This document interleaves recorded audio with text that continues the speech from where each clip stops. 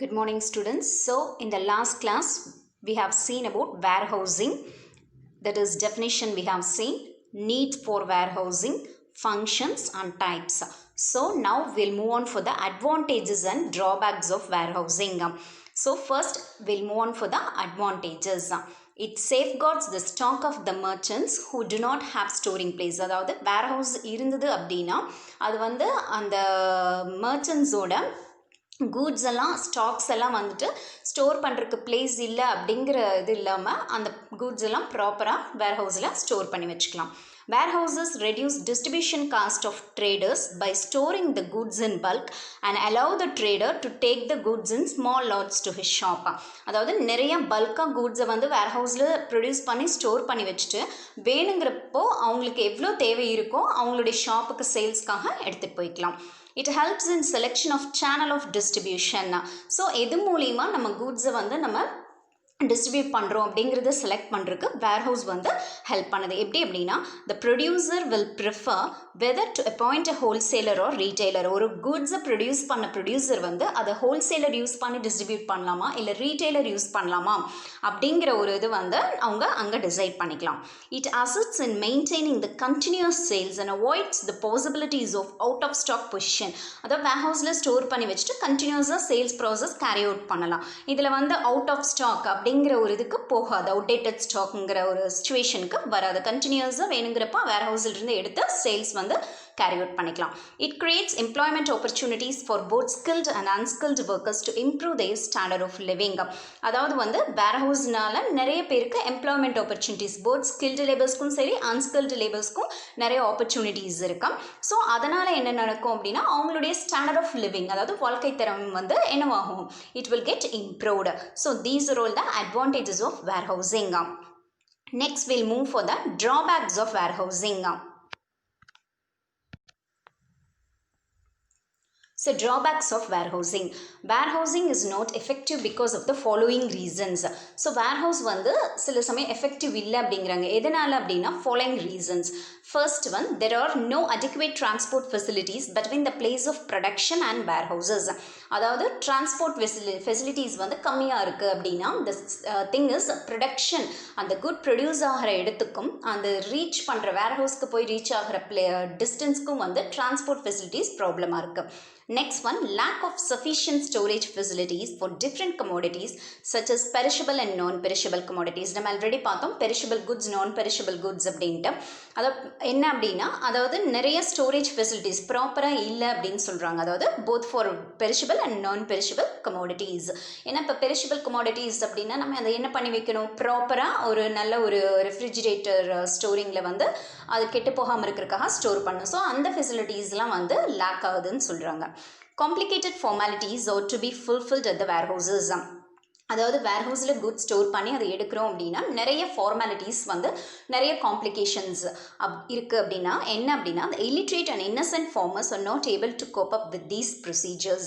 அதாவது படித்தவங்கனால மட்டும்தான் அந்த ப்ரொசீஜர்லாம் ஃபாலோ பண்ண முடியும். ஃபார்மர்ஸ் அப்படிங்கிறப்போ மேக்ஸிமம் ஆஃப் த பீப்புள் வந்து படிச்சிருக்க மாட்டாங்க. அந்த டீலிங்ஸ் எல்லாம் அவங்களால வந்து தட் இஸ் ப்ரொசீஜர்ஸ் இதெல்லாம் வந்து அவங்களுக்கு டிஃபிகல்ட்டாக இருக்கும். So it is one of the drawback. Complicated process of barcode technology can reduce the storing of goods by some producers. அதாவது barcode technology யூஸ் பண்ணுவாங்க. barcode அப்படின்னா என்ன அப்படின்னா that is ஒரு 12 to 13 நம்பர்ஸ் இருக்கும். ஒரு தட் இஸ் ஒரு machine readable இந்த ஃபார்ம் ஆஃப் நம்பர்ஸ். அதாவது வந்து அந்த ப்ராடக்டை குவிக்காக நம்ம ஐடென்டிஃபை பண்ணுறதுக்காக நீங்கள் தட் இஸ் ஷாப்ஸ்லலாம் பார்த்துப்பீங்க இல்லையா, பார்கோட் அப்படின்னு இருக்கும். அந்த கீழே வந்து அந்த இதிலெல்லாம் வந்து கார்டில் பில்ஸ் இதிலெல்லாம் வந்து கோட் இருக்கும். அதை வந்து பார்த்துட்டு அவங்க வந்து ஒரு 12 to 13 டிஜிட்ஸ் நம்பர்ஸ் இருக்கும். ஸோ அதை பார்த்து அந்த ப்ராடக்ட் என்ன அப்படின்னு ஈஸியாக நம்ம குவிக்காக ஐடென்டிஃபை பண்ணிக்க முடியும். இப்போ தட் இஸ் டிபார்ட்மெண்டல் ஸ்டோர்ஸ்லாம் யூஸ் பண்ணுவாங்க. ஸோ அந்த மாதிரியான ஃபெசிலிட்டிஸ் வேர்ஹவுஸில் யூஸ் பண்ணுறதுனால நிறைய ப்ரொடியூசர்ஸ்க்கு வந்து அது காம்ப்ளிகேட்டடாக இருக்குது அப்படின்னு சொல்கிறாங்க. Okay, next one is unavoidable delay for obtaining financial assistance may cause loss to the owner of the goods. அதாவது வந்து ஏதாவது டிலே ஆச்சு அப்படின்னா அந்த வேர்ஹவுஸில் இருந்து அந்த ப்ராடக்ட் எடுக்கிறதுக்கு டிலே ஆச்சு அப்படின்னா அந்த டிலேனால வந்துட்டு என்ன அப்படின்னா அந்த ஓனருக்கு நிறைய ஃபினான்ஷியல் லாஸஸ் ஆகும். Okay, this is one of the drawbacks.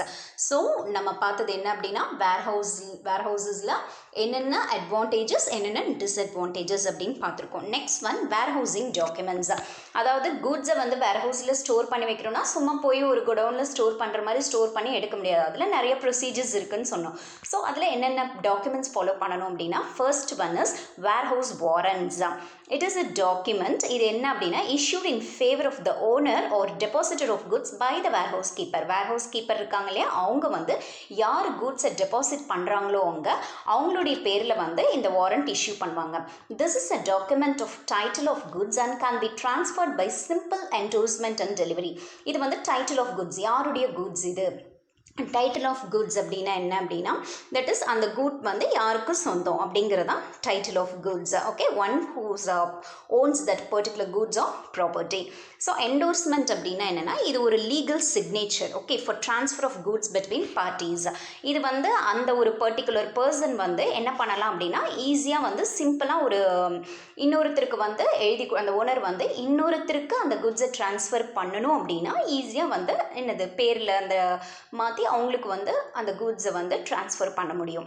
So to transfer all the goods the warehouse warrant is sufficient. இதுக்கு வந்து இந்த வேர்ஹவுஸ் வாரண்ட் வந்து அந்த கூட்ஸை ட்ரான்ஸ்ஃபர் பண்ணுறதுக்கு it is necessary. If only a part of the goods are to be transferred, then delivery order is needed. அங்கே இருக்கிற full கூட்ஸையும் வந்து ஒருத்தருக்கு ட்ரான்ஸ்ஃபர் பண்ணணும்னா வேர்ஹவுஸ் வாரண்ட் வேணும். இல்லை ஒரு பார்ட்டை மட்டும்தான் அந்த ஓனர் வந்து இன்னொருத்தருக்கு ட்ரான்ஸ்ஃபர் பண்ணணும் அப்படின்னா warehouse delivery order is needed. The delivery order is to be accompanied by the warehouse warrant. அதாவது டெலிவரி ஆர்டர் ப்ளஸ் வேர்ஹவுஸ் வாரண்ட்டோட இருக்கணும். ஸோ வேர்ஹவுஸ் வாரண்ட் அப்படிங்கிறது யார் வந்து வேர்ஹவுஸில் கூட்ஸ் ஸ்டோர் பண்ணி வச்சுருக்காங்களோ அவங்க பேரில் வேர்ஹவுஸ் கீப்பர் இஷ்யூ பண்ணுறது. அந்த கூட்ஸை வந்து அந்த ஓனர் யார் ஸ்டோர் பண்ணி வச்சுருக்காங்களோ அவங்க வந்து இன்னொருத்தருக்கும் வந்து என்ன பண்ணலாம், ட்ரான்ஸ்ஃபர் பண்ணலாம். ஓகே, அதை ட்ரான்ஸ்ஃபர் பண்ணிட்டாங்க அப்படின்னா அவங்களும் போய் அந்த குட் வந்து எடுத்துகிட்டு வந்துக்கலாம். Okay, next one is warehouse keeper's receipt. It is a document issued by the warehouse keeper which acknowledges the receipt of goods from the depositor of goods. இதுவும் வந்து warehouse keeper வந்து இஷ்யூ பண்ணுவாங்க. It also shows the existence of an agreement to keep the goods in the warehouse subject to certain conditions இருக்குது. இந்த கூட்ஸை வந்து ஒருத்தர் அந்த வேர்ஹவுஸில் store பண்ணியிருக்காங்க அப்படின்னா சர்டன் கண்டிஷன்ஸோட they will store it. This is not a document of title of goods. இது transfer பண்ண முடியாது. அதாவது அந்த ஓனர் வந்து இன்னொரு இப்போ நம்ம வேர்ஹவுஸ் வாரண்ட்டில் பார்த்த மாதிரி ட்ரான்ஸ்ஃபர் வந்து it is not possible. Okay, so warehouse keeper's receipt அப்படிங்கிறதும் வந்து it's document issued by the warehouse keeper which acknowledges the receipt of goods from the depositor of goods. ஒரு ரெசிப்ட் மாதிரி யார் குட்ஸ் டெபாசிட் பண்ணுறாங்களோ அவங்க பேரில் இருக்கும். இதை வந்து இன்னொருத்தருக்கு வந்து அவங்க வந்து ட்ரான்ஸ்ஃபர் பண்ண முடியாது. So next one is dock warrant. Dock is a place in the harbor where the goods are kept for loading into the ship. அதாவது ஹார்பர் இருக்கும் இல்லையா, துறைமுகம். அங்கே வந்து என்ன அப்படின்னு பார்த்தீங்கன்னா அந்த கூட்ஸ் வந்து ரெடியாக ஷிப்பில் லோட் பண்ணுறதுக்காக வச்சுருப்பாங்க. அதுக்கு முன்னாடி ஒரு இடத்துல ஸ்டோர் பண்ணி வச்சுருப்பாங்க. that place is called as dock. Dock warrant is a document of title of goods issued by dock authorities. வந்து யாரோட கூட்ஸோ அவங்க பேரில் இஷ்யூ பண்ணுவாங்க. This document certifies that the dock authorities hold the goods. இது யார் வந்து ஹோல்ட் பண்ணி வச்சுருப்பாங்க, அங்கே இருக்கிற dock authorities அதை ஹோல்ட் பண்ணி வச்சிருப்பாங்க. To take delivery of the goods this certificate should be given back to dock authorities. அதாவது என்ன அப்படின்னா நம்ம வந்து ஹார்பரில் வந்து அந்த ஒரு பர்டிகுலர் குட் வந்து நம்ம வந்து ஷிப்பிங்க்கு அனுப்பணும், லோட் பண்ணணும் அப்படின்னா அதுக்கு முன்னாடி டாக்ல வந்து ஸ்டோர் பண்ணியிருக்கணும். அங்கே வந்து டாக் அத்தாரிட்டிஸ் வந்து நம்ம கூட்ஸ்க்கு வந்து ரெசிப்ட் கொடுப்பாங்க. நம்ம ஒன்ஸ் அந்த கூட்டை வெளியில் எடுக்கணும்னா அந்த ரெசிப்டை வந்து அவங்களுக்கு ப்ரொடியூஸ் பண்ணணும். The right of getting delivery of goods can be assigned to third parties too. இங்கேயும் வந்து என்னது இந்த டைட்டில் ஆஃப் குட்ஸ் வந்து டிரான்ஸ்ஃபரபிள். இன்னொரு தேர்ட் பார்ட்டிஸ் கூட அந்த ரெசிப்டை காமிச்சு அந்த கூட்ஸை வந்து டெலிவரி எடுத்துக்கலாம். Next, dock receipt. Dock receipt is an acknowledgement of receipt of goods issued by dock authorities to the owner of the goods. இது வந்து ஓனருக்கு மட்டும்தான் இதில். It is not a document of title of goods கிடையாது. Therefore, the right of taking of delivery of goods cannot be transferred. இங்கே வந்து அந்த owner of the கூட்ஸ்க்கு மட்டும்தான் அந்த ரைட்ஸ் கொடுப்பாங்க. அவங்க மட்டும்தான் அந்த கூட்ஸை வந்து என்ன பண்ணணும், இந்த ரெசிப்டை காமிச்சு அவங்க வந்து எடுத்துக்கணும் கூட்ஸை. Okay, next one is delivery order. This is a document through which the depositor directs the warehouse keeper to deliver the specified goods either to the party mentioned in the document or to the bearer.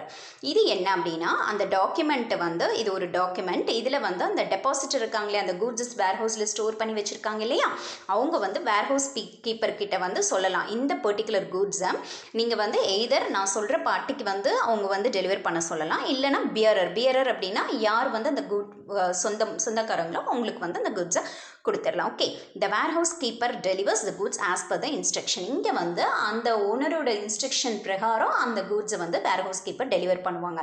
Transfer of ownership takes place through this document. இங்கே வந்து ownership, அதாவது goods வைக்கிறப்போ ஒருத்தருக்கும் அதை திருப்பியும் மறுபடியும் இன்னொருத்தர் எடுக்கிறக்கும் அந்த ஓனர்ஷிப் அப்படிங்கிறது இங்கே சேஞ்ச் பண்ணுறதுக்கு சான்சஸ் நிறையா இருக்குது டெலிவரி ஆர்டரில். ஓகே,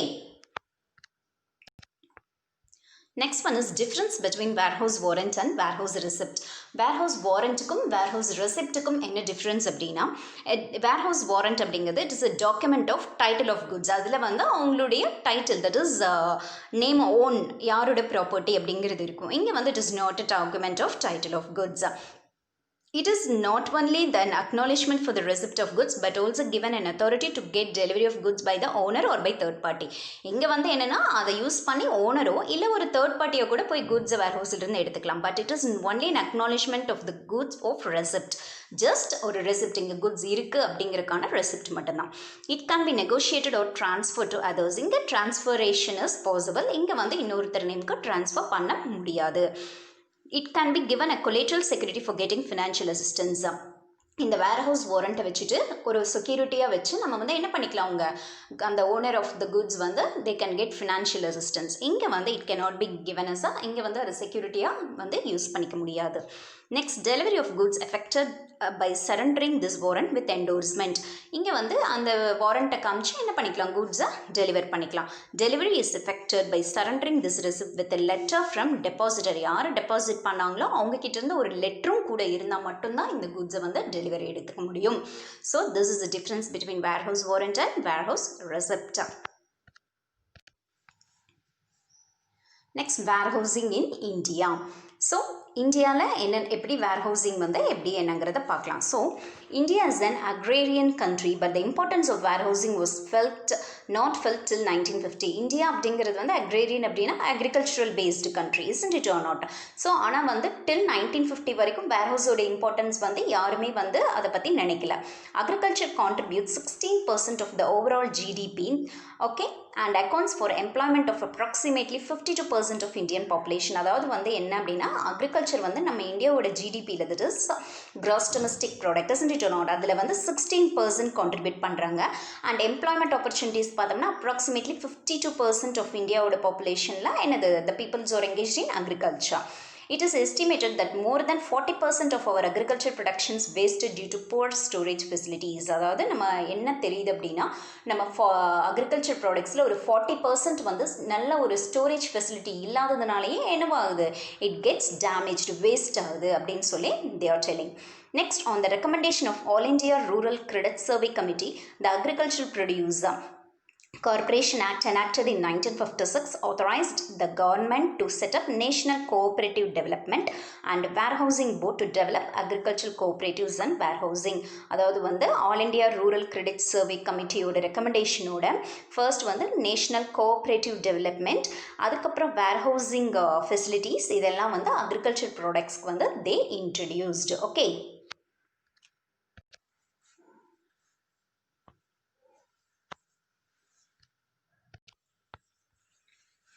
நெக்ஸ்ட் வந்து மெயின் வேர்ஹவுசிங் ஏஜென்சிஸ் இந்த பப்ளிக் செக்டரில் என்னென்ன வேர்ஹவுசிங் ஏஜென்சிஸ் இருக்குது அப்படின்னு பார்க்கலாம். த 3 மெயின் ஏஜென்சிஸ் இந்த public sector engage in providing large scale warehousing facilities. யாரெல்லாம் வந்து பப்ளிக் செக்டரில் வேர்ஹவுசிங் ஃபெசிலிட்டிஸ் ப்ரொவைட் பண்ணுறாங்க அப்படின்னு பார்த்தோம்னா, first one is Food Corporation of India, FCI. Okay, it provides storage facilities for food grains. இவங்க எதுக்காக storage facilities provide பண்ணுறாங்கன்னா, for the purpose of food grains. Food Corporation of India also hires storage capacity from other sources. இவங்க மட்டும் provide பண்ணாமல் that is இவங்க மறுபடியும் higher பண்ணிக்கிறாங்க. Okay, எங்கே அப்படின்னு பார்த்தோன்னா, such as central warehousing corporation இருந்து, state warehousing corporation and private parties இருந்தும் வந்து இவங்க வந்து என்னது ஹையர் பண்ணிவிட்டு அதுலேயும் வந்து என்னது ஃபுட் கிரெயின்ஸ்க்கு வந்து ஸ்டோரேஜ் ஃபெசிலிட்டிஸ் ப்ரொவைட் பண்ணுறாங்க. The available storage capacity of Food Corporation of இந்தியாவோட ஸ்டோரேஜ் கெப்பாசிட்டி எவ்வளோ அப்படின்னா 74.6 million tons. August 28, 2013 government told in லோக்சபாவில் வந்து அவங்க வந்து இதை சொல்லியிருக்காங்க, இவ்வளோ ஸ்டோரேஜ் ஃபெசிலிட்டி எஃப்சிஐ கிட்ட இருக்குது அப்படின்னு. The FCI was set up under the food corporation act 1964. 1964 food corporation act பிரகாரம் இது வந்து செட்டப் பண்ணியிருக்காங்க. எதுக்கு அப்படின்னா in order to fulfil the following objectives of the food பாலிசியில் ஃபாலோயிங் அப்ஜெக்டிவ்ஸ் ஃபுல்ஃபில் பண்ணுறதுக்காக இது வந்து that is they have enacted. First distribution of food grains throughout the country for public distribution system. அதாவது வந்து எப்போவுமே அதை நம்ம ஒரு இடத்துல ஸ்டோர் பண்ணி வச்சுக்கிட்டோம் அப்படின்னா எப்போவுமே வந்து எனது எல்லாருக்குமே அதை டிஸ்ட்ரிபியூட் பண்ணலாம். அது ஒரு reason. Okay, the next thing is effective price support operations for safeguarding the interest of farmers. அதாவது farmers வந்து அதை ஸ்டோர் பண்ணி வச்சு அவங்க வந்து இது பண்ணுறாங்கன்னா அதில் அவங்களுக்கு ஒரு வந்து that is it will be safeguarding ஒரு சப்போர்ட்டாக இருக்கும் ஃபார்மர்ஸ்க்கு. அதனால் ஒரு reason. Next, maintaining satisfactory level of operational and buffer stocks of food grains to ensure national food security. Buffer stocks அப்படின்னா என்ன அப்படின்னா கூட்ஸ் வந்து நம்ம வந்து ஸ்டோர் பண்ணி வச்சுக்கிட்டு எப்போ வந்து நமக்கு தேவையோ அதாவது தேவையான அளவுக்கு ஸ்டோர் பண்ணி வச்சுக்கிறது. எப்போ வந்து நேஷனல் எமர்ஜென்சி ஏதாவது ஒரு எமர்ஜென்சி சுச்சுவேஷன் அப்படின்னா நம்ம என்ன பண்ணிக்கலாம் அதை வந்து யூஸ் பண்ணிக்கலாம். ஸோ இந்த ரீசனுக்காக Food Corporation of India they have created the warehousing facilities. Next one is Central Warehousing Corporation. Central Warehousing Corporation CWC.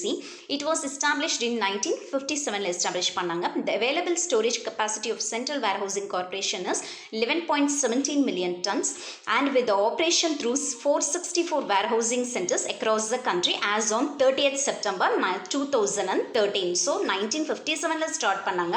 11.17 million tons with the operation through 464 warehousing centers across the country. 464 warehousing centers வந்து இருக்கு. Okay, functions of central warehousing corporations என்னென்ன அப்படின்னா நம்ம பார்க்கலாம். Okay, so first one is to provide agency services for scientific storage of agricultural produce, seeds இதெல்லாம் இருக்கு இல்லையா, அதெல்லாம் வந்து ஸ்டோர் பண்ணி வைக்கிறது அவங்களுடைய first important function. So the thing is man-use, fertilizers, agriculture implements and other notified commodities. அதாவது agriculture products, agriculture productionக்கு தேவையான seeds, உரங்கள், man-use, fertilizers இதெல்லாம் வந்து ஸ்டோர் பண்ணி வைக்கிறதுக்காக. Okay, next to issue a negotiable warehouse receipt for procuring credit to the owners of the goods. இங்கே warehouse receipt எதுக்கு அப்படின்னா it is அதை யூஸ் பண்ணி எனது credit வந்து that is they can procure credit ஓனர்ஸ்க்கு அந்த ஃபார்மர்ஸ்க்கு வந்து credit facilities வந்து ப்ரொவைட் பண்ணி கொடுக்குறதுக்காக. To preserve the produce deposited with care and protect against insects and various pests and deterioration due to moisture and dampness.